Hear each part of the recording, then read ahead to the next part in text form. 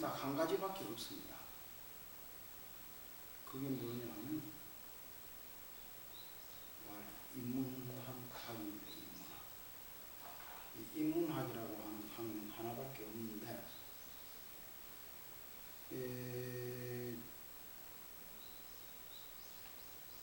서양 이제 어느 날 와가지고 서양 학문이 이제 들어오면서 학문이 다양해졌죠. 방법이라든가 여러 가지 다양해졌는데, 근데 이제 그게 주면서 무슨 게 생겼냐 하면은 이렇게 써나 뭐 어떻게 갑자기 생각이 안 났죠. 과학이라고 하는 게 이제 생겼어요. 과학이라고 하는 학문. 이 과학이라고 하는 학문이 과연 뭐냐? 근데 이 과학이라고 하는 학문은 이 과자가 뭐냐 하면 쪼갠다는 그 뜻입니다. 쪼갠다. 그 서양이 이제 학문이 꼭 서양 학문이라고 할 수는 또 없어요. 현재 뭐 서양도 그러면 과거에는 어땠느냐? 과거에는 인문학이라고 하나밖에 없죠. 근데 이제 근자에 와서 근대 학문이라고 하니까 현대 학문이라고 하는 이 학문의 특성은 뭐냐면 학문 분야를 쪼개는 겁니다. 그 뭉뚱그려서 이제 학문이라는 게 하나 있으면 이걸 쪼개는 거죠. 계속 이렇게. 그래가지고 가령 예를 들어서 이제 우리가 의학이다 이렇게 하면은 사람한테 몸에 병이 생기는 병을 고쳐주는 학문이 의학이잖아요. 그런데 옛날에는 한 사람이 병이 생기면 모든 걸 의학이 하나죠, 그냥. 근데 지금은 뭐입니까? 눈 치료하는 사람 따로, 귀 치료하는 사람 따로, 입 치료하는 사람 따로, 다 따르잖아요. 그래, 이제 처음에 이게 의학이다, 이렇게 하면 한번 딱 짜개는 겁니다, 이렇게. 짜개 놓잖아요. 그래, 이게 뭐냐? 내과, 외과, 이렇게 짜게 놨잖아요. 내과, 외과. 나는 내과는 뭐 하는 기고, 외과는 뭐 하는 기인가 내가 이렇게 보니까. 나 의사가 내 지금 정확한 긴지 모르겠어요. 그러나 대충 내과는 뭐냐면 진료를 하는 병이 뭐인가 이걸 검사하는 놈들이 내과예요. 외과는 뭐냐? 이 병을 치료를 하면 그걸 고쳐야 되잖아요. 이거는 수술하는 사람이 외과더라고 내가 보니까. 외과라는 게. 그러니까 이렇게 이제 짜게 놨잖아요. 그럼 나중에 하나 또 짜게만 이제 이게 뭐 내과 외과에서 이제 짜게면 이제 무슨 구석을 이비인후과 무슨 안과 치과 무슨 과 이런 그래가지고 그러면 암을 치료하는 의사다 이렇게 하면 암을 치료하는 의사가 옛날에는 암이라고 하는 병이 있으면 그걸 암을 치료한다. 요즘은 자꾸 짜게져 가지고 암도 무슨 대장암을 전문으로 하는 사람 무슨 위장암을 전문으로 하는 사람 무슨 각기 다르잖아요. 이렇게 의사들이. 그러면 어떻게 되느냐? 이쪽에서 이렇게 짜게 해가지고 했는데 같은 의사라도 내가 산부인과입니다. 그러면 이게 애기 놓는 걸 산부인과 의사는 애기 놓는 걸 잘 봤는데 다른 의사가 있다. 이거 못하는 거야.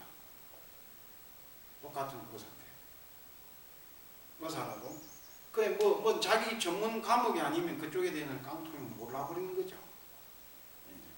우리 일반 사람들보다는 잘 알겠지만 그렇게 돼 있어요.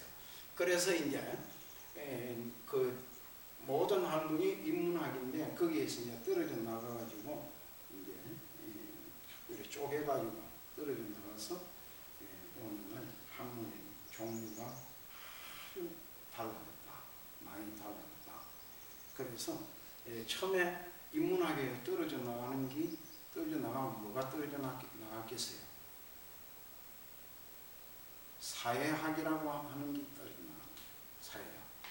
또 떨어져 나가면 뭐가 떨어져 나가겠어요? 그것도 또 떨어져 나가면 뭐 그게 무슨 자연과학 뭐 이런 것이 또 떨어져 나가고 무슨 물리학 이런 게 떨어져 나가고 뭐 이래갖고 자꾸 구별이 돼가지고 지금 오늘날 와서는 학문의 종류가 그 숫자가 얼마나 다양하고 많은지를 구별할 수 없을 정도로 많아졌다. 그러면서 이제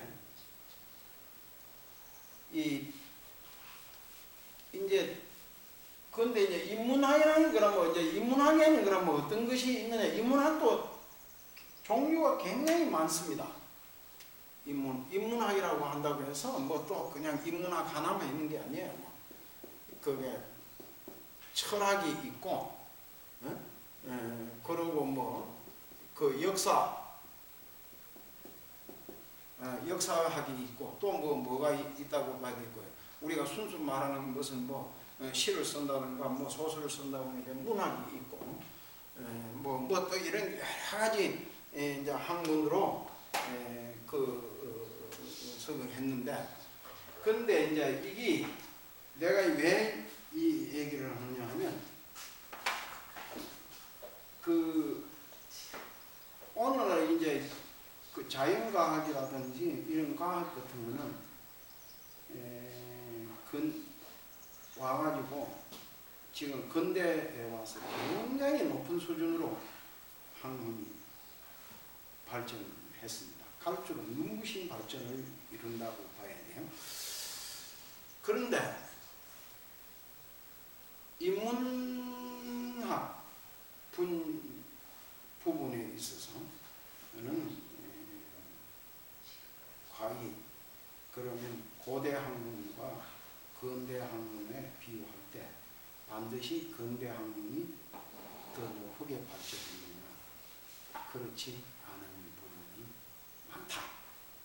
이걸 좀 우선 전제로 하고 그러면서 이제 본격적인 오늘 좀 얘기하려고 하는 부분을 좀 하나 얘기를 할게요.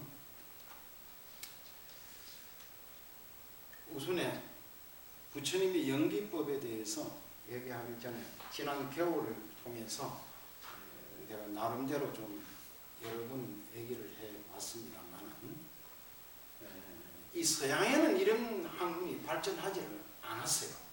그런데 우리가 중국이라고 하는 나라 근자에 와서 중국이 새롭게 부상하고 새롭게 주목받는 나라가 됐죠. 중국이라는 나라가 내가 얼마 전에 뉴스를 봤는데요. 금년 이내로 미국의 GDP를 넘었을 거다. 중국의 GDP가. 이런 기사가 떴더라고. 그러니까 이제 중국이라는 나라가 그만큼 엄청난 나라가 된 거예요. 그렇다고 중국이 지금 현재 금년에 가령 예를 들어서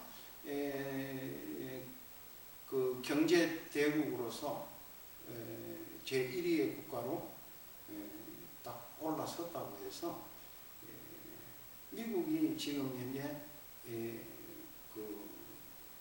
지금 국제사회에서 가지고 있는 위치 이것이 당장에 중국한테로 넘어가느냐? 그렇지는 않죠. 상당히 중국이 그동안에 참 미국이 2차 대전 이후에 국제사회에서 가지고 있는 지배권이라든가 소위 말해서 패권 이런 것은 쉽게 중국으로 넘어가지 않을 것이다. 그렇게 볼 수 있습니다. 그러나 이제 중국이 점차 국제사회에서 이미 미국하고 뭔가 영향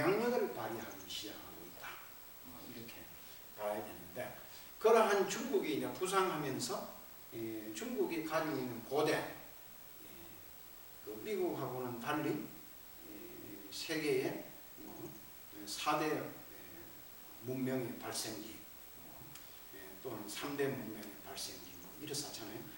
그런 것 가운데 하나인 항하 문명권 그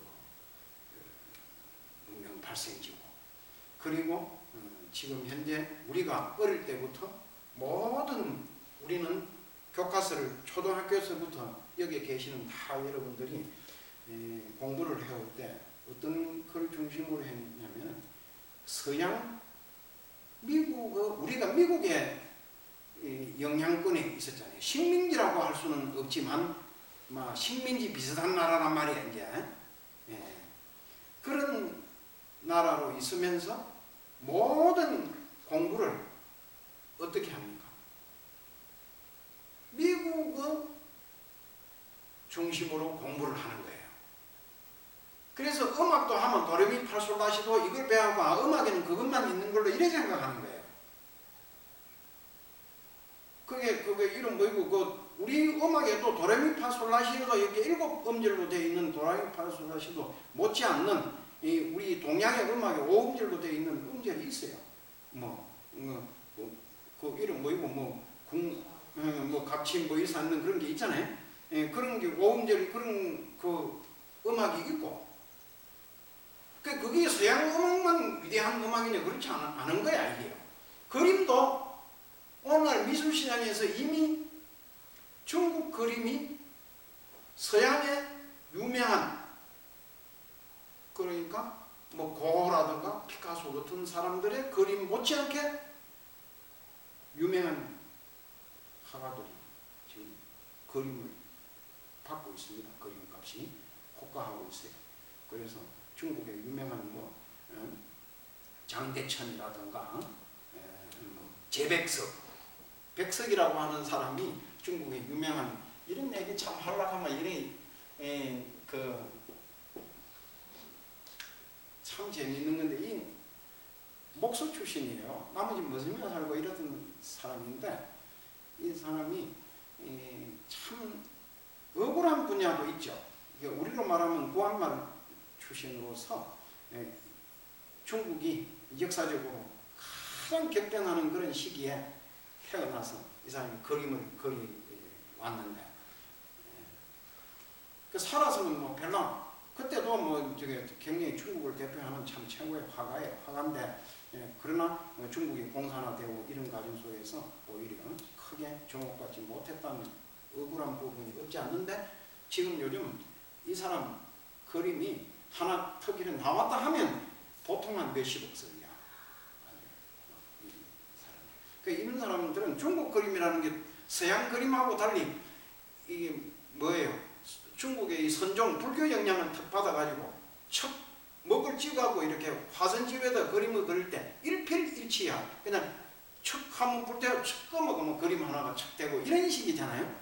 그러니까 서양 사람들이 그림 하나 그릴 때 몇 달 걸려가지고 그림 그린다 할 때 이런 사람들은 그동안에 그 안에 수천 장을 그릴 수가 있는 거예요. 그러니까 이런 사람이 그림을 얼마나 많이 남겨놨겠어요. 그런 그림에 수십억 석 해버리고 이래 되는 상황입니다. 이렇게 하는 중국이 가지고 있는 이제 중국의 철학, 중국의 사상, 정말해서 중국이 가지고 있는 인문학 이게 지금 현재 굉장히 주목받고 있다. 우리는 그걸 모르고 아직까지도 이 서울역 참지가 서울시청 앞에서 소위 여기가 우리 북자들만 있으니까 마음대로 말하는 거지만 기독교인들이 모여가지고 뭐합니까? 우리가 좀 비하해서 얘기하자면 예수제이들이 모여가지고 일본, 미국 성조기 들고 데모하잖아요. 데모하고 아주 미국하고의 끈이 끊어지면은 큰일 나는 걸로 이 얘기가 좀 빗나가는 것 같은데 그래 그 가운데 하나가 노무현이라고 하는 사람이 대통령을 할 때 노무현이 무엇을 주장했냐면 우리가 우리나라 대한민국 군대를 우리는 대한민국 대통령이 통솔하는 걸로 이렇게 알고 있잖아요. 이게 미국이 통솔을 하고 있는 거예요. 6.25 때 이승만이 미국에다 준 거야. 그 군대를 통솔권을. 그런데 전쟁이 끝나면 돌려받을 건데, 아니 전쟁이 안 끝났잖아요. 휴전 상태다. 이 전쟁이 수십 년 동안을 지금 휴전 상태로 있는 거예요. 그러니까 그걸 돌려받지 못하고 있는데 그걸 돌려받자 이거예요. 그 1차적으로 김영삼 때인가 그럴 거예요. 그게 평상시, 지금 현재는 어떻게 되어 있냐면요. 돌려받은 상태입니다. 사실은. 평상시 작전 통제권은 우리나라에서 가져왔어요. 그런데 노무현 때 와가지고 다시 뭐냐면 전쟁시, 그 전쟁이 터졌을 때는 그때 평상시는 우리가 통솔을 하더라도 전쟁이 터지면 어떻게 해야 되겠나? 그럼 미군이 우리 군대를 다시 통솔해다고 이런 거야, 쉽게 말하면. 근데 그걸 전쟁이 터져도 우리가 해야지. 전쟁을 우리가 경제가 지금 현재 이렇게 크게 발전하고 지금 세계적으로 군대 군사력이 5위권 안에 들어간다는 나라입니다. 경제력하고는 관계없이. 다른 나라들은 평화스러우니까 군대를 크게 만들 필요가 없잖아요. 우리 모양으로. 그런데 그러한 그 군사 통제권을 가져오자 이러니까 그거 가져오면 큰일 나는 줄 알고 데모하잖아요. 그 유명한 노무현이 그 연설하는 거 보면은 군대에 별 달고 있는 사람들이 창피한 줄 알아라. 당인들이. 그 당인들이 하는 것을 대한민국 군인으로서 어떻게 말이지, 군사 독립권을 못 가지고 있는 이게 얼마나 수치스럽고 부끄러운 일이냐, 이런 얘기를. 그러니까 노무현 쫓아내는 운동하잖아. 그래, 그 사람들이요. 그런 그게 우리가 무슨 얘기냐면 아직까지도 미국의 영향권 안에 있고 우리가 자주 독립국으로서 완벽하게 구비하고 있지 못하다. 그 중에서 국방력이라고 하는 매우 자주 독립군이 가지고 있는 그 중에 굉장히 중요한 건데 군사 독립을 못하고 있는 나라예요. 우리나라는. 그렇게 하는데 그런 상황 속에 있는데 지금 이제 어떻게 되겠어요? 중국이 얘기가 나왔으니까 심하게 죽어서 하더라고. 우리가 이렇게 중국이 땅이 이렇게 큰 것 같으면 뭐 이렇게 해서 우리나라가 이렇게 붙어 있잖아요. 중국에. 일본이 이렇게 있잖아요. 이렇게요. 일본이 태평양 바다에 방파제 역할을 하고 있어.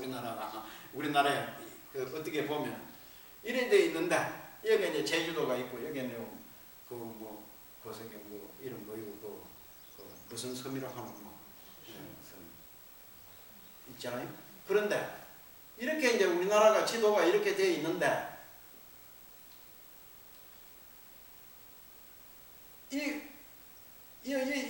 이걸 서해 바다라 그러잖아요. 우리가 이 서해 바다. 이게 중국이고 여기가 우리인데 미군 그 항공모함 같은 게 들어와가지고 여기에서 군사훈련을 하면 이 바다가 우리 바다이기도 하지만 중국 사람들 바다이기도 하잖아. 이게요. 그러니까 이 중국 사람들이 기분 좋겠어요? 여기에서 하면 어떻게 되겠어요? 일본 사람들이 싫어할 거 아니야.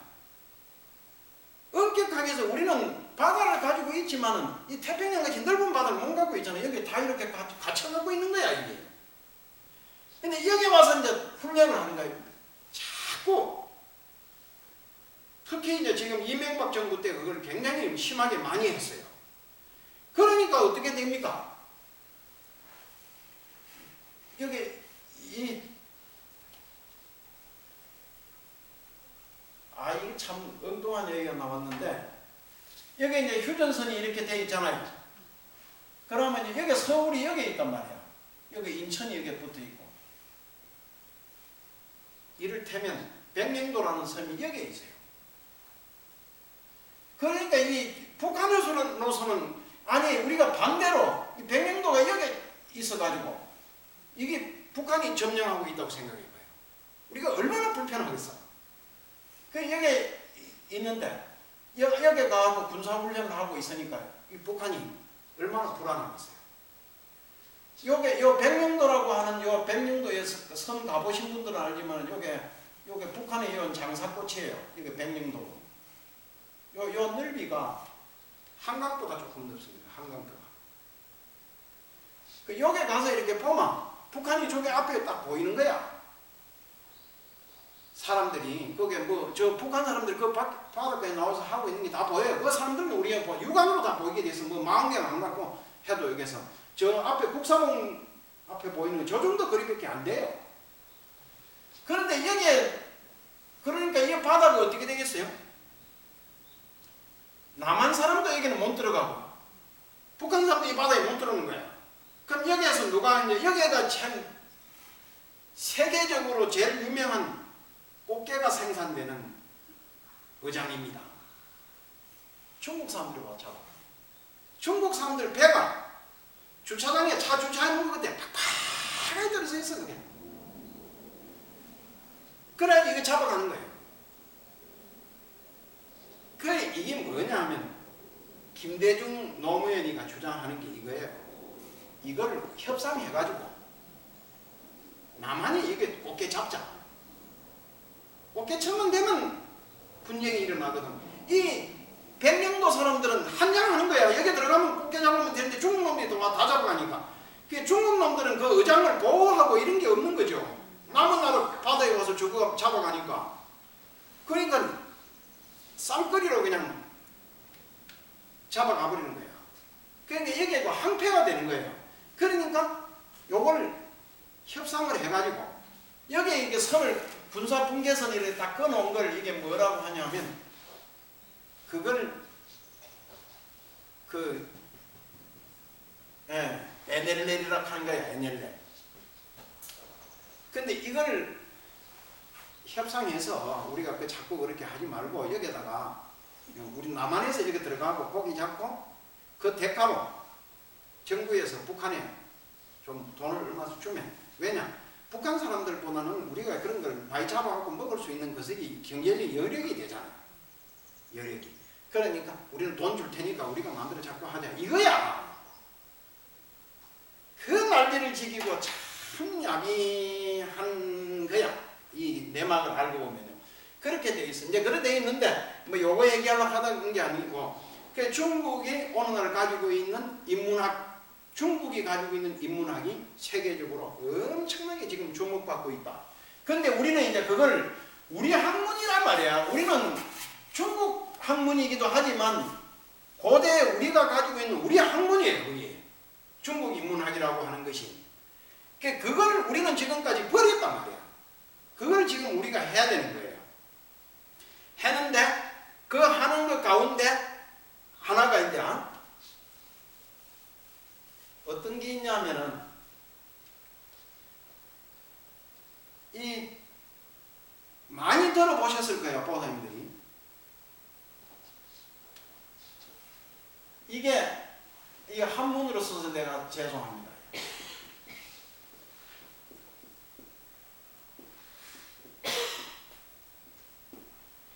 인문학 측면에서 철학을 하는 사람들께서는 제일 중요한 것이 세계관이에요.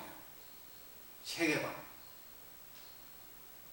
그래서 세계관이 가면 전문으로 공부를 하고 이렇게 머릿속에 먹물이 들어가 있는 사람들이 아닌 그세계는 일반 사람들은 보호자님들은 나는 내가 가지고 있는 세계관은 뭐인가?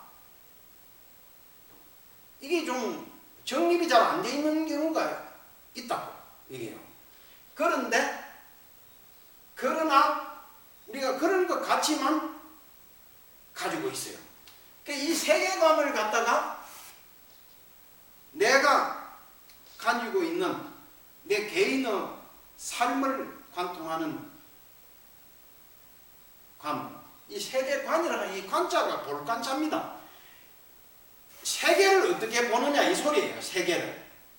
우리가 세계라고 하는 게 뭐예요? 이게 뭐 우주 이 세계 일이 있잖아요. 내 밖에 펼쳐져 있는 모든 것과 내 내면에서 일어나는 모든 것을 이런 걸 세계라고 그러잖아요.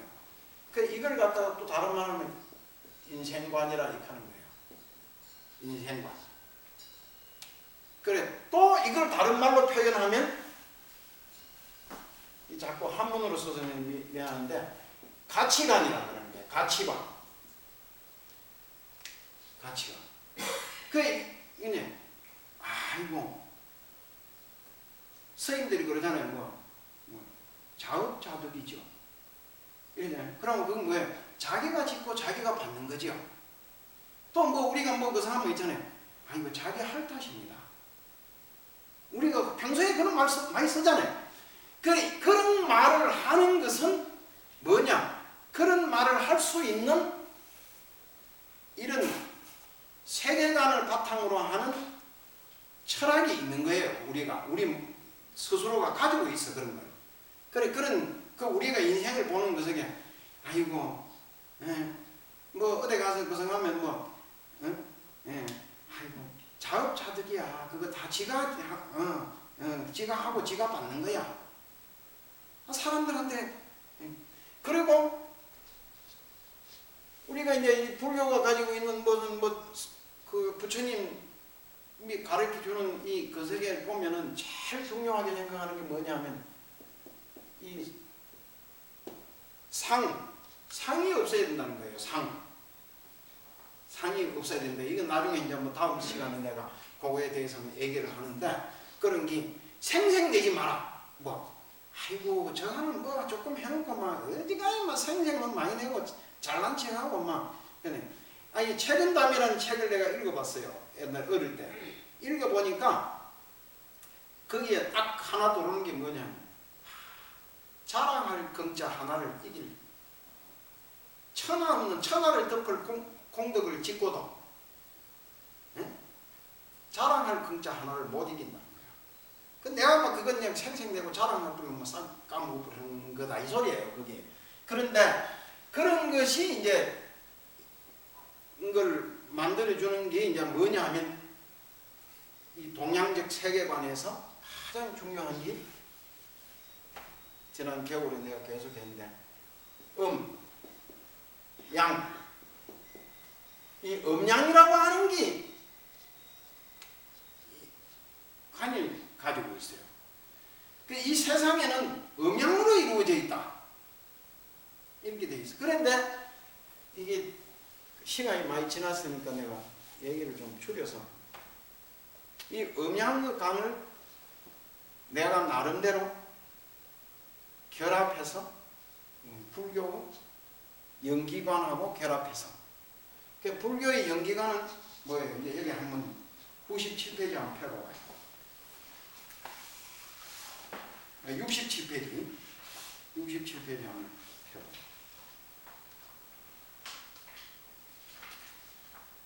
여기 이제 이렇게 보면 제일 밑에 그 거석하는데 보면은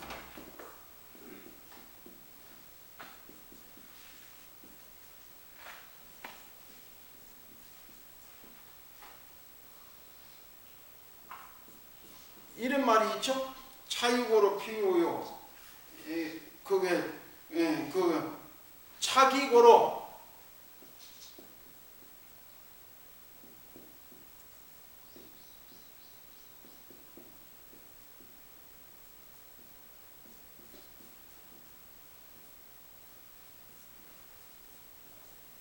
그 밑에 그 석 해놓은 주석 달아놓은데 보면 그런 게 나오죠. 예. 그리고 이제 차무고는 피무요. 또 그게 뭐 이게 한문으로는 그렇게 되어 있는데 번역 한글로 이렇게 드릴게요. 이것이 있으면 저것이 있고, 이것이 생기면 저것이 생긴다. 이것이 없어지면 저것도 없어지니, 이것이 소멸하면 저것도 소멸한다. 뭐 이렇게 되어 있는 글귀예요 이게.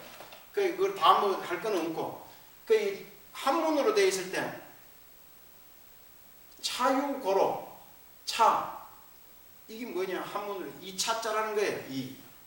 이것이 있는 연고로 저것도 있다. 쉬워. 이건 뭐 그냥 어려운 한문이 아니에요. 이 저피자라 이게 저피자. 저것이 있고 이것이 있기 때문에 저것이 있다 이거예요. 그래 이것이 일어나는 연고로 저것도 일어난다 이 소리예요. 그게 이게 뭐냐 하면 사람이다 이러면 사람이 뭘 돼 있습니까? 남자가 있기 때문에 여자도 있는 거야. 사람이라는 게 그냥 사람만 있지를 않아요. 그 안에 들여다보면 두 개로 돼 있잖아. 남자 아니면 여자로 돼 있는 거예요. 여자 아니면 남자로 돼 있고. 그래서 남자가 있기 때문에 여자가 있고 여자가 있기 때문에 남자가 있다. 음양이 그런 거 아니에요? 음은 여자고 양은 남자다. 그래서 남자가 있기 때문에 여자가 있고 여자가 있기 때문에 남자가 있다 하는 걸 가르쳐 주는 게 음행론이야. 산이 이렇게 높잖아요. 이렇게. 그 높은 게 꼭대기가 있으면 골짜기 있다.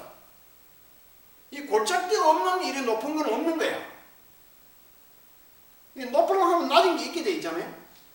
하늘이 있으면 땅이 있게 돼 있는 거예요. 땅이 있으면 하늘이 있게 돼 있고 그런 것처럼 그래서 이것이 일어나면 저것이 일어나고 저것이 일어나면 이게 부처님이 깨달은 내용이야.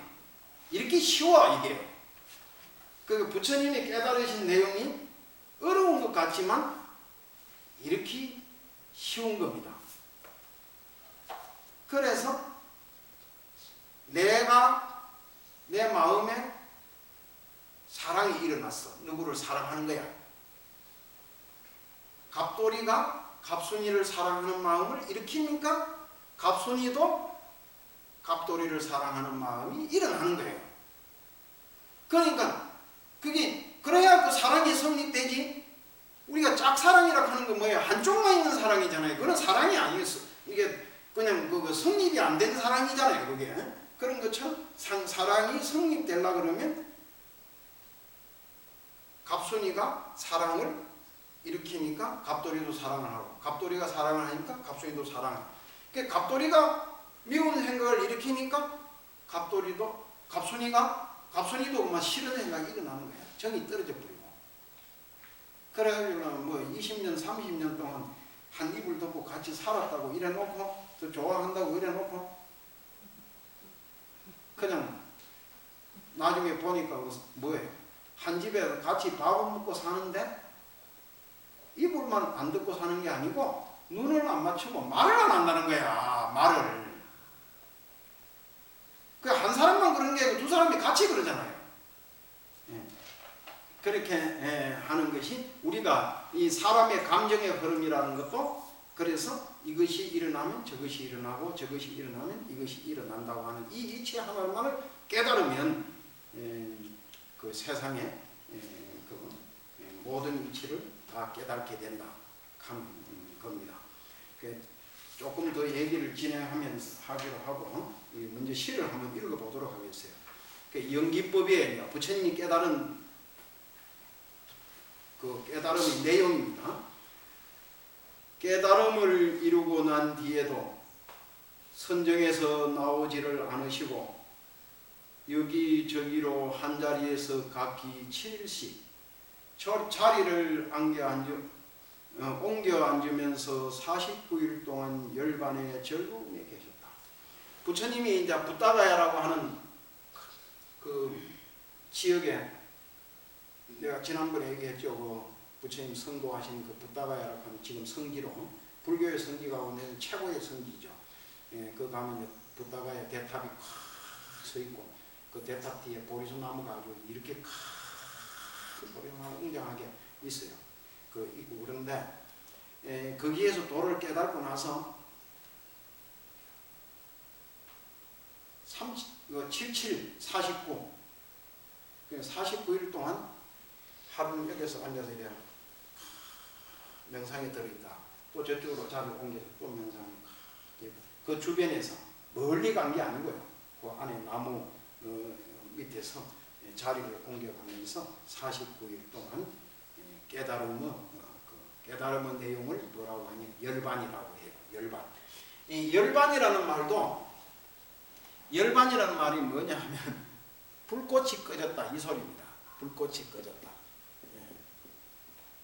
이 한문으로는 이게 이제 이렇게 쓰는데 이 이 열반이란 말이 이제 그 인도 말은 니르바나 뭐 이렇게 그 인도 그 산스크리트어로는 그렇게 얘기를 해요. 니르바나 이렇게 얘기하는데 그 중국에 업력을 하고 우리나라에 오면서 중국 사람들 발음식으로 하는 게 아니고 우리나라 한문을 갖다가 발음이 우리나라에 온 게 아니고 한문이 오니까 한문을 우리가 평소에 우리식으로 발음하는 한문이 있잖아요. 공자 하면 중국 사람들한테는 공자가 아니야. 그냥 우리는 우리식으로 공자 이러지만 중국 사람들은 공짜잖아요. 공짜. 이런 것만큼 니르바나라고 하는 건 니르라고 하는 것을 중국 사람들이 음을 따가지고 번역해 놓은 것을 그 적은 걸 음력이라고 그래요. 근데 우리는 가져와서 그 음력은 넣어 가고 한문 발음식으로 우리식으로 발음하다 보니까 열반이 된 겁니다. 그 됐는데 뭐 어쨌든 간에 그거는 그렇고 그런 열반 이게 이제 부처님의 깨달음의 내용인데 표현하는 것이 이 열반이라는 말은 불꽃 무슨 불꽃이 꺼졌느냐 우리 마음속에 일어나는 탐욕의 불꽃 우리는 막 끊임없이 뭔가를 그 지배하고 자기의 욕망을 충족시키고자 하는 탐욕이 이제 불꽃이 일어나고 있다. 그래 그것이 깨졌다, 꺼졌다. 그래서 이제 아주 고요한 평화를 이루는 마음의 상태 이런 것을 열반이라고 하는 것이다. 이렇게 이해하시면 됩니다. 이것이 있으면 저것이 있고 저것이 일어나면 이것이 일어나고 저것이 사라지면 이것도 사라지고 이것이 없어지면 저것도 없어진다. 중생의 고통과 고민이 어떻게 성립하고 다시 그 원인을 추구하여 소멸시키는 법을 혹은 순차적으로 혹은 역순으로 명상하시니 그걸 이제 이것이 있으면 저것이 있고 저것이 일어나면 이것도 일어난다고 하는 그러한 그 연기법에 간단하게 그렇게 되어 있는 것을 이게 이제 이걸 법수라 그래요. 이런 걸 체계적으로 이 중국이라든가 인도의 사람들은 이런 걸 할 때 딱 그 구체적으로 이렇게 표현하는 방법이 있어요. 그걸 이제 일종의 법수라고 하는데 법수. 그 뭐 사성계 네 가지의 뭐 것을 그래 이게 연기를 이것이 일어나면 저것이 일어나고 이것이 멸하면 저것도 멸한다고 하는 그 설계를 순차적으로 나열해서 놓은 것이 마음속에 일어나는 심리적 상태에서 나열해 놓은 것이 12연기법이다. 이렇게 얘기를 해요. 그걸 여기다가 이제 해놓은 거예요.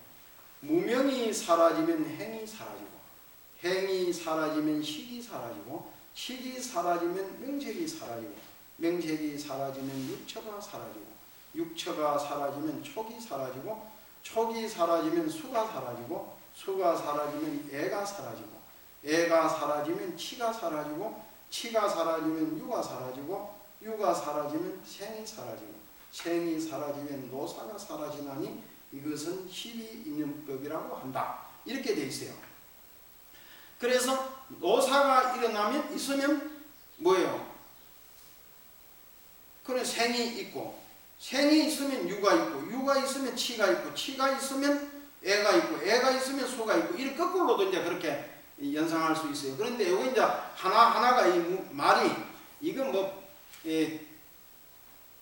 다 해석해 줘도 되고 여기 옆에 요 거석에 대충 돼 있어요.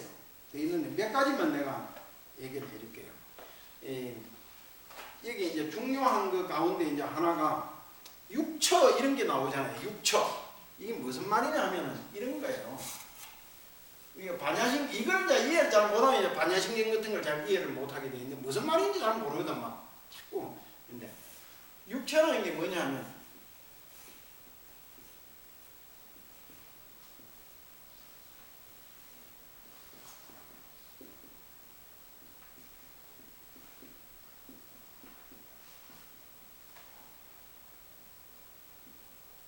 이런 거예요. 이거. 네. 이게 뭐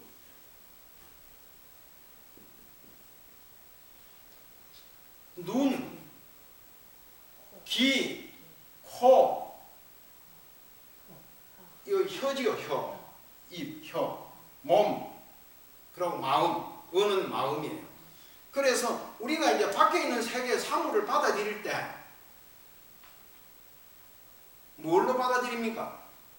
제일 처음에 눈으로 받아들이잖아요. 뭘 보면 이렇게 이렇게 뭐 형태가 있구나 어쩌고 이런 건 눈으로 받아들이잖아요. 그리고 소리를 받아들이잖아요. 귀로는. 그러면 코로는 뭐예요? 냄새를 받아들이잖아요. 냄새가. 그러니까 우리가 이 세계를 형성하는 것 중에서 이것밖에 뭐가 있다고 하더라도 우리는 그걸 인지 못하는 거야. 아니 여기 6가지 감각기관을 통해서 받아들일 수 없는 거는 우리가 인지하지 못하는 거예요. 그런 게 있다 하더라도. 그러면 그건 없는 거지 뭐. 그리고 또 이 물리학적으로도 그런 거는 뭐 그렇게 있다 하는 게 없어요.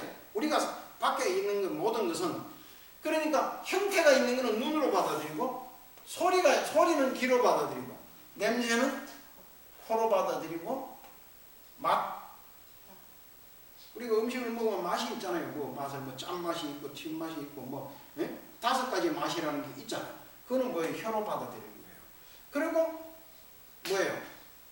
뭐 만지면 부드럽고 거칠다. 꼭 집으면 아프다. 이런 걸 하잖아요. 그 몸으로 받아들이잖아요. 그걸. 그래 그걸 받아들이는 것을 이제 이걸 여기에서 이제 눈으로 받아들이는 것은 안개, 이계, 설계 이렇게 이제 하나의 세계가 형성되는 거예요. 이걸 갖다가 우리가 장애가 생겨가지고 눈이 없어졌다 그러면 빛깔을 못 보잖아요. 못 보. 근데 재미나는 게 이런 것도 얘기가 시간이 이런 참 무궁한 재미나는 얘기가 참 많은데 세계에 이제 연구를 하는 사람들이 우리가 태어날 때부터 내가 시각장애를 가지고 있는 사람이다. 이걸 전혀 한 번도 내가 사물의 빛깔을 본 일이 없단 말이에요. 그러면 그 사람은 전혀 빛깔에 대한 인식을 못할 거 아니에요? 못해요. 그런 사람은 빛깔이 없는 거예요. 그냥 그 사람한테는. 인지가 못하는 거예요. 빛깔을. 만져봐가지고 이제 이런 형태는 할 수 있죠. 이거는 몸으로 가지고 손으로 이렇게 만져보고 이러잖아요. 그런데 재미있는 게 어떤 사람이 태어날 때부터 장애는 아니긴데 시각장애는 아닌데 중간에 시각장애가 된 사람인데 마취를 해서 수술을 한 거예요. 이제 마취를 딱 꺼서 마취를 시키면 잠이 들어가니까 이 사람은 아무것도 인지를 못 하잖아요. 꿈꾸는 것처럼. 그래갖고 이제 깨어났어. 깨어났는데 이 사람이 수술할 때 의사들이 가지고 있는 어떤 사람이 와서 수술했다. 이걸 다 아는 거야. 그래, 그게 이제, 이거 어떻게 알았냐, 당신이. 내가 보니까 마취돼갖고 이렇게 해서 잠시 몸 밖으로 내가 나와서 이렇게 밖에서 그걸 봤다. 그래, 심리학 하는 사람들이 그게 어떤 현상이냐, 하는 그런 걸 요즘 연구하는 그런 사례 발표 같은 것도 있고, 그래요. 그런데, 그런 게, 이제 이게, 세계를, 그런 것을 이제 육처라고 그래요. 6가지로서 받아들이는데, 그게 이제, 그것을 하고, 무명이라고 하는, 이제 무명. 이거는 이제 뭐냐면, 명이라고 하는 것은 뭐냐 하면은, 깨달음을 얘기하는 겁니다. 깨달음. 그런데 이 깨달음이 없는 것을 뭐라고 하냐면 무명이라고 하는 거예요. 그래서 우리는 무명이라고 하는 게 이게 없어지면 열반이고 해탈이고 깨달음이야. 부처님이야.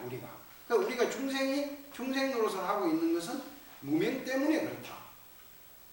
그런데 이 무명이 없어지면 모든 게 다 없어지는 거예요. 그래 무명은 어디서 생기는 거냐? 생로병사가 있는 데서부터 출발했다. 이렇게 보는 거예요. 그래서 그걸 12연기법으로 표현하는 겁니다. 번뇌란 끊어서 없애는 것이 아니라 일어나지 않게 하는 것이다. 열에는 번뇌가 일어나지 않으므로 항상 열반이고 지혜가 걸림이 없으므로 또한 항상 열반이니라. 네. 그래 이제 우리가 부처님을 표현할 때 이제 저 극락세계에 가면 아미타불 부처님이 계신다 이러잖아요. 그걸 이제 우리가 음력을 해서 그 인도말로 은역을 해갖고 우리한테 와가지고 아까 열반이라고 하는 그 모양으로 아미타불이라고 하지만 그 아미타불은 무슨 의미를 뜻을 갖고 있느냐? 그러면 이게 이제 두 가지 뜻을 갖고 있어요. 그 인도말이라고 하는 것이 우리말도 그런 것이 있지만 특히 이제 문명권이 다른 쪽에 있는 말을 우리가 가지고 오면은 우리말에 적당한 말로 번역을 잘 못하는 경우가 많아요. 중국에서도 한문으로 번역을 잘 못하는 말들이 있어. 그래서 아미타불가 그냥 하는 거예요. 하는데 두 가지 뜻을 가지고 있어요. 큰 의미로 보면 여러 가지 뜻이 있지만 그게 이제 뭐냐 하면 한문으로 쓰면 잘 못하니까 무량수. 그래서 어디 가면 무량수전이다 이렇게 쓰는데 보셨을 거예요. 무량수전. 특히 우리나라에는 추사 김정희가 쓴 글자에 그 무량수전이라고 하는 글자가 아주 그 한문을 잘 쓰는 멋있게 쓴 글자가 있어요. 업설무 헤아릴양 목숨수. 그게 무량수. 그래 뭐예요? 목숨을 헤아릴 수 없다. 영원하다 이 소리예요. 그러니까 우리는 불생불멸에 사니까 아미타불 부처님, 우리가 부처님이 되면 아미타불 부처님은 그런 게 아니고 모든 부처님, 우리는 불생불멸이야. 이게요. 우리는 생로병사가 있는 것처럼 착각하고 있는 것이지 실제는 그 불생불멸이다. 그래서 그게 뭐예요? 무량수예요. 그리고 그게 뭡니까? 또 무량광이에요. 광. 이 빛광자입니다. 이거는 목숨 숫자고. 그게 광이라고 하는 거. 그게 이 빛, 왜 여기 빛이 들어가 있느냐? 우리가 이제 뭐입니까? 뭘 모르면 깜깜하다 이렇게 하잖아요. 우리가 뭘 모를 때. 내가 글자를 모른다 이럴 때 우리가 어머니들이 그러잖아. 아이고 나는 까막눈입니다.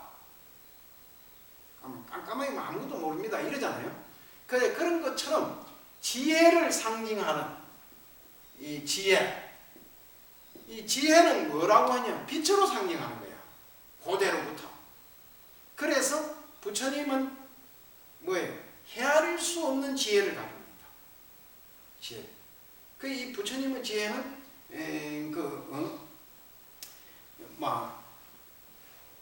깨달음을 이룬 부처님의 지혜는 환하게 모든 세계에 대해서 안다 이런 뜻이에요. 그래서 그런 것을 표현할 때 무량광이라고 한다. 그래서 그것을 미타전이다. 아미타불 부처님을 모신 데를 미타전, 극락전 이렇게 부르기도 하지만 무량광전 또는 무량수전 뭐 이렇게 현판을 붙이는 데도 있어요. 그래서 그렇게 얘기하는 것처럼 부처님의 것은 무명이라고 하는 것은 빛이 없는 어두움, 이것을 깨달음이 없는 것은 어두움이라고 하는 뜻에서 그 무명이라고 표현하는 거예요. 그게 이제 우리가 이게 있는데 이제 시간이 이제 촉박해서 자세히 이거는 또 두고두고에 자꾸 설명을 할 거니까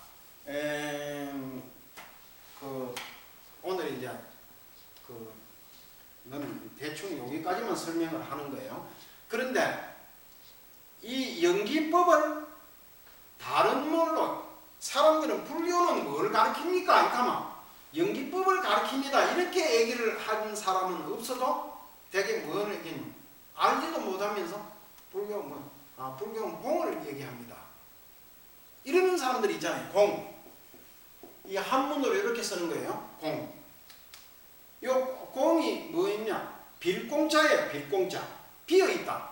이거 허공이라고 그러잖아요. 허공. 허공을 왜 허공이라고 합니까? 비어있잖아요. 저게 텅. 우리가 이 공간이 이렇게 이 건물을 지나면 이렇게 하면 공간이 있기 때문에 우리가 여기 들어와서 앉을 수 있는 거 아니에요. 여기는 뭐 콘크리트를 꽉 채워놓으면 우리 못 들어 앉잖아요. 그래 이게 비어있는 거. 이걸 이제 공이라고 하는 건데 이제 이게 뭐냐면 이 공을 잘못 이해하니까 없다. 공이. 이런 게 이제 비었다. 이 한문에 이제 의미가 그런 거란 말이야. 그러면 이 뭐예요? 허무하다. 또 뭐가 있어요? 이런 걸로 이제 단순히 이해하는데 이렇게 이해한다고 해서 반드시 잘못 이해하는 건 아니야. 그러나 이렇게 이해하기 하더라도 이 공이 가지고 있는 근본 의미를 좀 알아야 돼요. 그게 뭐냐면 연기법이에요. 연기를 부처님이 이제 이것이 있으면 저것이 있고 저것이 있으면 이것이 있다고 하는 그 말을 복잡하잖아요. 그 연기라고 하는 게 그렇게 하려고 하니까 그걸 뭐라고 표현하냐? 공이라고 하는 말로 표현하는 거예요. 그래 하는데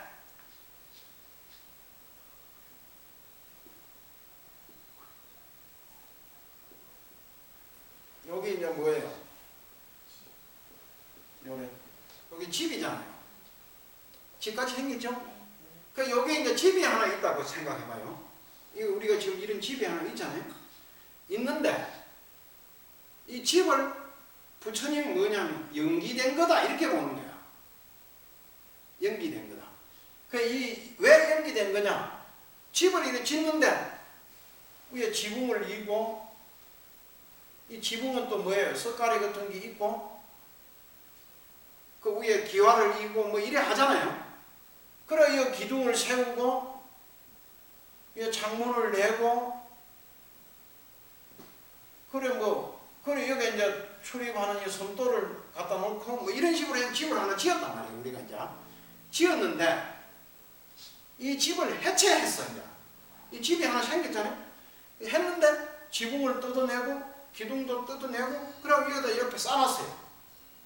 그러면 집을 구성했던 골재 이건 어디로 간 게 아니고 옆에 있잖아요. 있지만 그걸 보고 집이라고 하지는 않잖아. 그러면 이 집은 어디 갔어요? 집을 구성했던 이 골재는 그대로 있는 거야. 지금 현재 어디로 안 가고 그대로 있는데 집은 없어졌잖아요. 다시 이걸로 가지고 이렇게 조립을 하면 또 집이 생겨요. 또 해체하면 집은 없어지는 거 아니에요. 그래처럼 집이라고 하는 것은 고유한 실체가 있는 게 아니라 이 말이에요. 집 하는 거는 고유한 실체가 없잖아요. 골재로 가지고 만들면 집이 생기는 거고 뜯으면 없어지는 거 아니에요. 언제든지. 그걸 일러서 공이라고 표현하는 거예요. 그게.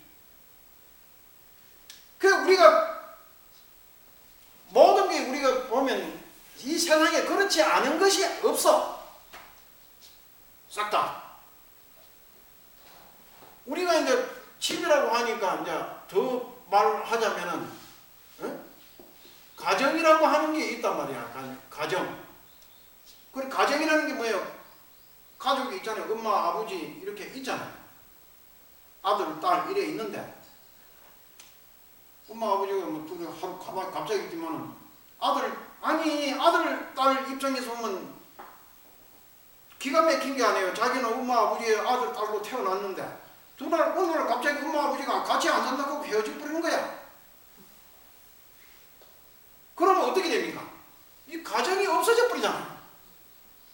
가정이라는 인간의 실체는 없는 거예요. 원래 없는 거예요. 두 사람이 모여가지고 아들 놓고 이렇게 사니까 가정이 있는 거지. 흩어져 버리고 없어져 버리잖아. 공이잖아요. 그게. 공. 한 사람이 그러면 이제 이런 거는 밖에 있는 사물들은 나라고 하는 에고 영어로 나라고 하는 이거 한번 살펴보자 말이에요. 내가 뭐예요?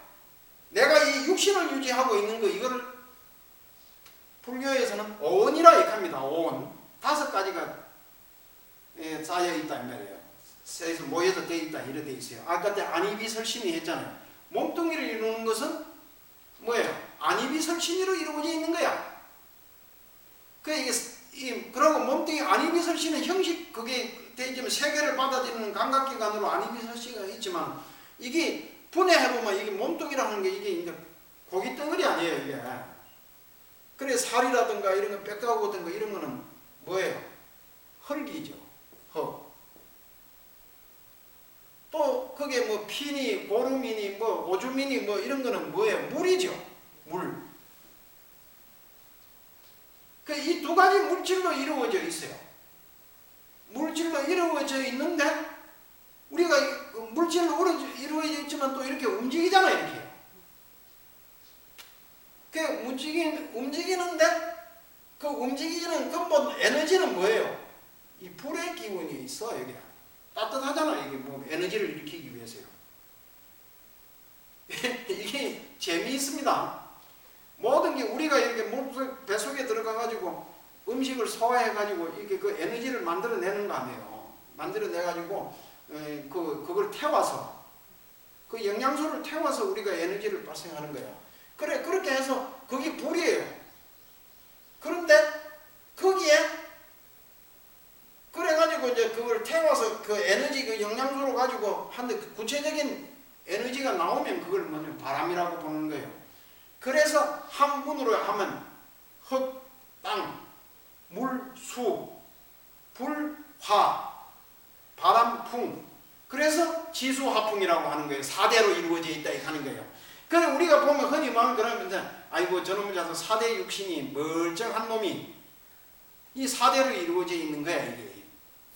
이래. 그래가지고 그게 4대가 작동을 해가지고 어떻게 작동합니까? 안이비설신이로 작동하는 거야 이게. 근데 이걸 해체해놔버리면 그만 구속하잖아요. 그래 이제 이 시간이 좀 지나더라도 이게 이 불교식 방식인데 이게 참 이런 걸 알면은 불교가 얼마나 과학적으로 이걸 그 세계를 인식하고 설명하려고 했는가 하는 것을 알 수 있어요. 고대사에서도.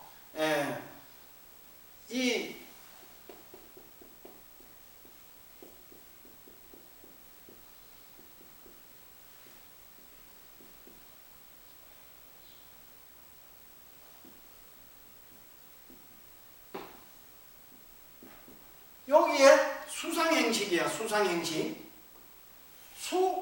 받아들이는 거예요. 뭘로 받아들입니까? 안이비설신으로 받아들이는 거예요. 눈으로 빛깔을 받아들이고 뭐 코로 뭐 냄새를 받아들인다 그랬잖아요. 받아들이는데 그게 뭐예요? 받아들이면 이게 좋은 긴가 나쁜 긴가 뭐 거색인가 뭐 부드럽다 뭐 무슨 무슨 향기롭다 이런 걸 아르마리를 참 생각을 내잖아요. 생각. 그러면 그 생각을 내면 그걸 내가 이걸 조금 하면 지식으로 축적해야 될 겐가 이런 구체적인 행위가 생겨요. 그래가지고 그걸 축적해 놓는 거 그걸 뭐냐면 식이라고 하는 거예요. 식.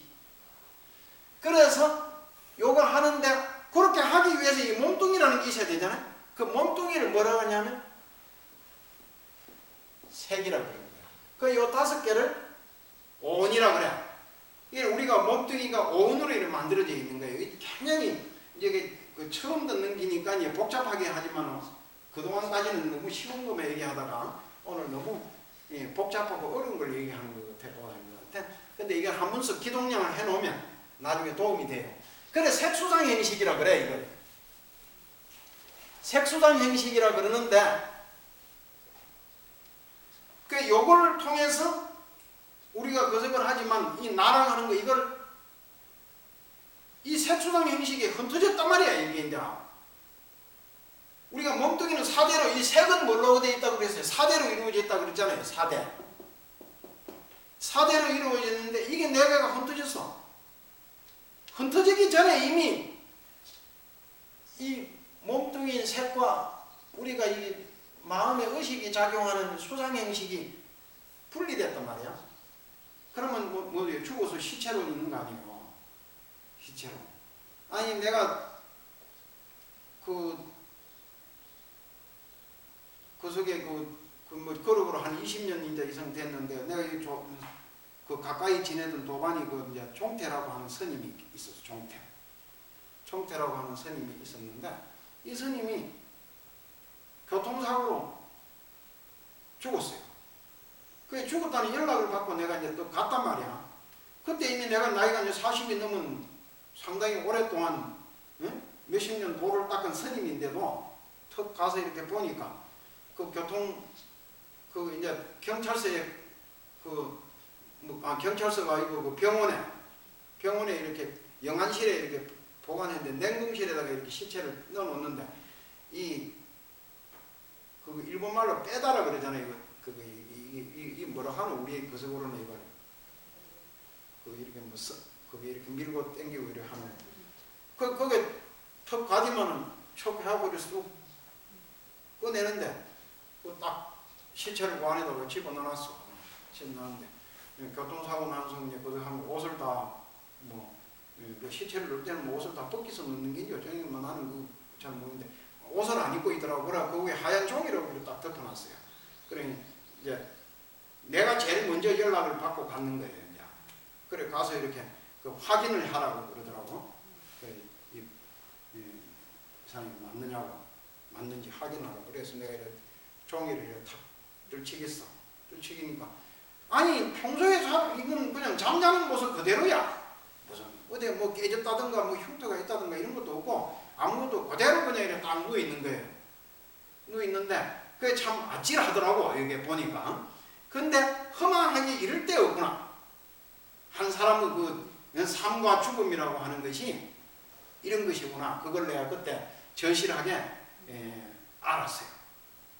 알았는데 그렇게 돼 있는 거예요. 우리가 나라고 하는 이 몸뚱이는 이건 이렇게 구성되어 있는 거예요. 그런데 내가 사회적인 관계망으로 보더라도 나락한 게 또 뭐예요? 그러니까 이거는 나의 구체적인 몸뚱이를 중심으로 형체가 있는 나를 두고 얘기할 때 있는데 내가 또 살아가면서 사회적으로 관계망을 형성하고 있잖아요. 이렇게요. 있는데 내가 이 한문으로 아락하는 게 있잖아요. 있는데 여기에 부모님이 있어. 그러면 여기 뭐예요? 아들이잖아. 부모님하고 나오는 사이에는 아들이잖아요. 여기 친구들이 있어요. 친구들이 있으면 이거는 뭐예요? 친구들인 게 벗이잖아. 그냥 벗. 이게 그 친구들이랑 이제 그게 그 벗인데 그러면 또 내가 여기 있으면 경운사에 오면 경운사 주지잖아. 주지. 또 뭐 그 속에 가면 또 이게 젊은 스님들 이 상자들한테 보면 원사 스님이잖아. 내가. 예? 뭐 무슨 또 이게 뭐 어디 그 속에서 가면은 또 뭐시고 뭐 우리 형제들한테는 가면 뭐 형님이고 뭐 동생이고 뭐 이런 거 아니에요. 나만 그런 게 아니고 여기에서 그러면 나라고 하는 것은 이런 관계망 속에서 형성되어 있는 거야. 그래서 나를 부를 때 지칭할 때 나를 지칭할 때 뭐예요? 내가 어떤 사람은 나를 아들이라고 하고 어떤 사람은 나를 무슨 원사스님이라고 하고 어떤 사람은 나를 주인스님이라고 하고 뭐 어떤 사람은 뭐 친구라고 하고 각기 다르잖아요. 나를 지칭하는 게. 나만 그런 게 아니고 여기 계시는 분들이 다 그렇잖아. 그러니까 공인 거야. 그런 거 형성 속에서 나가 형성되어 있는 거예요. 이게 되어 있는 것이지. 네. 그래서 이제 재미나는 걸 얘기 이제 하나. 이게 참 얘기가 나왔는데 이거 뭐 다 얘기도 할 수도 없고. 이 불교가 인도에서 중국으로 건너와 가지고 제일 먼저 만나는 게 누구를 만나느냐? 부처님이 석가모니가 인도에서 중국으로 왔잖아요. 이제 불교가 왔다는 것은 석가모니가 온 거 아니에요. 그래갖고 만나서 누구를 만나면 노자라고 하는 사람을 만나는 거예요. 노자. 늙을 노자, 노자. 이 유명한 사람이잖아요.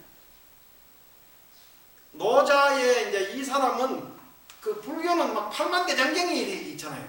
근데 노자는 책이 약 한 5,000자 정도 된다 그러나? 아주 짧은 책 하나를 서술했어요. 도덕경이라는 경이에요. 도덕. 그러니까 우리가 이제 윤리 도덕 할 때에 그 도덕으로 이해하는데 그렇게 해도 뭐 다를 그 틀린 말은 아니에요. 네? 이게 이제 그 도덕경이라는 경전이 이제 그 만드는 이제 그걸 하나 저수를 했어. 노자가 저수를 했는데 이 노자의 도덕경의 제일 첫 구절이 이제 탁 나오는 게 이런 말이 나와요. 이 길도자입니다. 도가 도는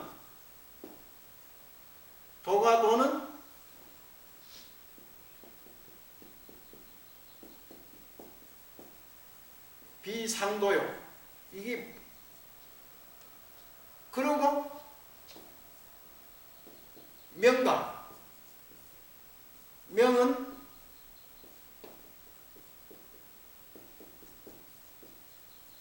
비상명이라. 이런 말이 나와. 그러니까 여기 이제 이렇게 하고 쭉 나가는데 이 노자의 제일 첫 구절에 나오는 거예요. 그래 이게 이제 아까 내가 얘기했듯이 동양사정의 음양론하고 이제 이게 불교가 음이 있으면 양이 있고 양이 있으면 음이 있는 것이지 음만 따로 있고 양만 따로 있는 건 없는 거예요. 이게. 그래 음과 양을 합한 것을 뭐냐면 태극이라고 하는 거예요. 우리가 태극기 있잖아요. 우리 태극기 그 빨간 거하고 파란 거하고 이렇게 딱 섞여 있잖아요. 이렇게 딱 그렇게 같이 그 한 원 속에 그 원을 딱 이렇게 그게 하나의 세계를 이룬다 이거예요. 동그라만 속에 이렇게 하나는 이렇게 음양이 그런 것처럼 우리가 이제 세계를 형성하는 게 그렇게 되어 있는 것처럼 이제 이것이 있으면 저것이 있고 음이 있으면 양이 있고 뭐 이렇게 하는 거 모양으로 도가도 똑같아요. 이 노자의 말은 도가 도는 도를 가히 도라고 하면은 비상도야. 항상 하는 도라고 할 수가 없다. 이 소리예요. 이 상자는 뭐예요? 항상 한다 하는 건 뭐예요? 영원한 변하지 않는 것을 상이라고 그러잖아요. 그 변하지 않는 도라고 할 수 없다. 그 규정되어 있는 도. 근데 이게 뭐냐면 이게 적절한 비유인지는 모르겠지만 보살님들 이해력이 높으니까 잘 이해하시리라고 봐요. 아까 우리가 집이다 이렇게 하잖아요. 집. 수상행식을 통해 가지고 수상행식을 통해서 우리가 경험을 축적하는 거예요. 이제 어떤 이미지를 만들어요. 그런 걸 갖다가 철학적 용어로 뭐라고 하냐면 개념이라 그래. 그 개념. 뭐 어떤 게 보면 아이고 저놈은 개념이 없는 놈이네. 저는 개념을 설립 못했구만 아직까지. 이런 거예요. 그러니까 우리가 실존하는 집하고 관계없이 집이라고 하는 이미지를 내 머릿속에 만들어 놓는 거야. 그래서 내 머릿속에 만들어져 있는 집과 그 개념과 실존하는 집이 부합하면 이건 집이구나 이렇게 인정하는 거예요. 우리가 세상에. 이게 좀 너무 어려운 얘기를 하는 거 같나요? 근데 한번 들어봐요. 그런데 집이 내가 이제 이렇게 생긴 것만 집이다 이렇게 내가 이제 인식을 하고 있다고 생각해봐요. 그 집이 이렇게만 생긴 집이 있습니까? 집이 이렇게도 생긴 집도 있는 거야. 응? 이렇게 생긴 집도 있잖아요. 그러니까 똑같은 집을 구성할 수 있는 골재, 그것도 골재도 쇠로도 집을 질 수 있고 콘크리트로도 집을 질 수 있고 흙으로도 질 수 있고 나무로도 질 수 있고 뭐든 집을 질 수 있잖아요. 뭐든지. 그런데 뭐예요? 어떤 사람은 집은 돌로만 지은 집이 집이다 이렇게 규정한다 하면 그게 맞는 기라고 할 수 있어요? 그래서 도가 도는 도를 딱 먼 걸로 하나를 도그마를 만들어 놓으면 도그마, 이 철학에서 그런 걸 도그마라고 합니다. 딱 규정해 놓는 거예요. 범주를 정해 놓는 거. 그걸 해 놓으면 그건 진리가 아닌 거야.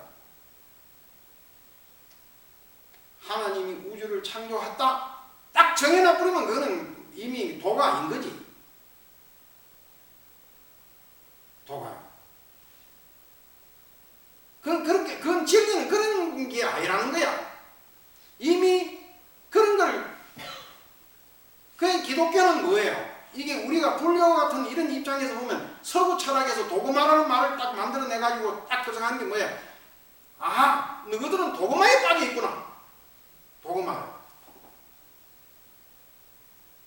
요즘 부동이 없는 거예요. 변화가 없잖아요. 유도리가 없어. 그냥 우리 흔히 하는 말로 사고의 영역이 좁아져 버리는 거예요. 그렇게 되면. 그렇게 정해놓으면 그게 이미 도가 아니다. 이게 명과 명은 비상명이야. 이름을 딱 정해놔버리잖아요. 그러면 그거는 고유하고 실제하는 이름이 아니다 이 소리야. 아까 내가 설명해 다시 제가 이게 도락하는 걸로 얘기한 똑같은 말입니다. 도가 도는 비상도라는 말이나 명가명은 비상명이라는 말이나 똑같은 말이에요. 그런데 우리가 그래 이제 지금 보자 말이에요. 아까 얘기했잖아요. 내가 아가 있어. 나라고 하는 게 있는데 너는 아무개 아들로서만 너는 존재하는 거다. 이렇게 딱 누가 규명해 놔버린단 말이야. 아니 지금 현재 그게 우리가 이제 종교 가운데 그런 게 있잖아요. 지금 현재 보면은 딱 아들이다 딸이다 이걸로만 딱 규명해 놔버리잖아요. 이러면 그런데 실제 나라고 하는 것은 뭐예요? 누구의 친구기도 하고 누구의 구석이기도 한 거지. 어떻게 그 하나를 갖다 이름을 너는 아들이다 이걸로만 너는 딱 이름을 정해놨다 규정시켜놨다 이러면 안 되는 거야. 응? 누구의 서성이기도 하고 누구의 제자이기도 하고 누구의 멋이기도 하고 누구의 그러니까 이 어떤 이름으로 무언가를 하나를 규정시켜 놓을 수가 없는 거예요. 우리가 일상생활 속에서 우리가 이걸 보자 말이에요. 이런 물컵이 하나 있어요. 이렇게 물컵이 하나 있다고 생각해요. 그럼 요거는 이제 물만 마시는 거 아니에요. 물 마시는 게 물컵이잖아요. 그래서 이게 물컵이다 이렇게 규정해놨어요. 그게 물컵이긴 하지. 그런데 여기는 술을 마시면 안 되나요? 이걸로? 아닌 거야. 술잔도 될 수 있는 거고. 아, 이거 밥을 떠먹어도 되는 거야, 이게. 좀 이상하긴 하겠지. 이제 밖으로 놔두고 물잔에다 밥을 떠먹으면 좀 이상한, 그러나 안 되는 건 아니란 말이에요, 이게. 그런 것처럼 어떤 것으로도 규정해 놓을 수가 없는 것이다. 아까 얘기했듯이, 그래, 이제 물컵은 것만이 물컵이다. 이렇게 얘기할 수도 없는 거 아니에요. 다양하게 뭐. 그래서 이런 것을 뭐라고 하냐?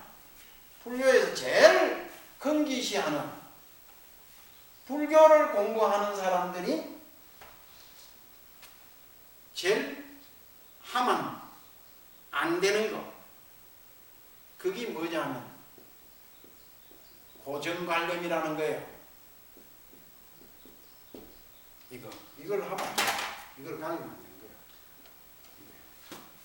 그러니까 이게 연기법을 아는 사람은 이 고정관념을 가지면 안 되는 겁니다. 누구는 어떤 사람이다 규정해버리잖아요. 저는 나쁜 놈이야. 이 세상에 나쁜 사람은 없는 겁니다. 그 사람이 나쁜 행위를 한 것이 있는 거야. 저 사람 착한 사람이다. 착한 사람도 없어, 세상에는. 그 사람이 한 착한 행위가 있는 거야. 행위가요. 그런데 우리는 어떻게 해? 구체적으로 그 사람이 무슨 나쁜 짓을 했는 그 행위는 알지도 못하면서 그냥 나쁜 사람으로 규정해놔버리잖아. 규정해. 그런 걸 고정관념이라고 그러는 거예요. 고정관념. 그래서 이걸 아주 하나의 이제 고정관념이라는 게 이게 얼마나 무서운 거냐면 어떤 사람이 밤에 길을 가다가 뭘 밟은 거예요. 물컹하는 거야. 근데 이 사람이 가면서 밤에 길을 가면서 어떤 생각을 하고 갔냐 하면 이런 생각을 하고 갔어요. 아이고 끔끔한데 이게 뭐 아무것도 안 보이는데 요즘 개구리가 나와서 많이 돌아다니서 같은데 내가 가다가 잘못해갖고 개구리를 밟으면 어떻게 하지? 이런 생각을 하고 갔는데 뭐 물컹하고 척 밟히거든. 아하, 내 개구리를 밟았구나. 이렇게 이제 규정 지은 거예요. 내 마음속에요. 그게 지금 밤에 들어와서 자는데 밤새도록 꿈을 꾸는데 막 개구리가 나타나가지고 왜 나를 밟느냐고 막 밤새도록 그 개구리 꿈 꾸는데 시달렸어. 아침에는 잠도 막 지끈거리고 잠을 깨우나니 못 자고 막 그러거든. 몸도 찝찝하고. 그래서 야, 내가 어젯밤에 그 실수를 하고 개구리를 잡고 했더니 개구리가 그래 저리 밤새도록 와서 나를 꿈에 나타나고 저래 나를 괴롭히는데 가가지고 개구리를 시신이라도 어떻게 해서 치워줘야 되겠구나. 길에 발표하고 창자 같은 데 주고 있을 건데 그러고 이제 가서 이렇게 쳐 보니까 그 내가 밟은 지역에 딱 가서 보니까 개구리가 아니고 누가 가지를 하나 들고 가다가 떨어뜨렸어. 그걸 지금 밟은 거야. 그래서 뭐야? 그동안 내가 개구리를 밟았다고 하는 허상이 상나라. 우리가 이 지금 세상에 살아가는 이 거색이 그런 허상 속에 사는 거예요. 허상. 그래서 그런 것으로 만들어져 있는 허상 이걸 없애면 뭐예요? 무명이 없어지는 거야. 그러면 깨달음의 세계가 온다고 하는 이런 것을. 그래 이게 이제 오늘 연기법에 대해서 대충 얘기를 했습니다. 시간이 많이 오버했네.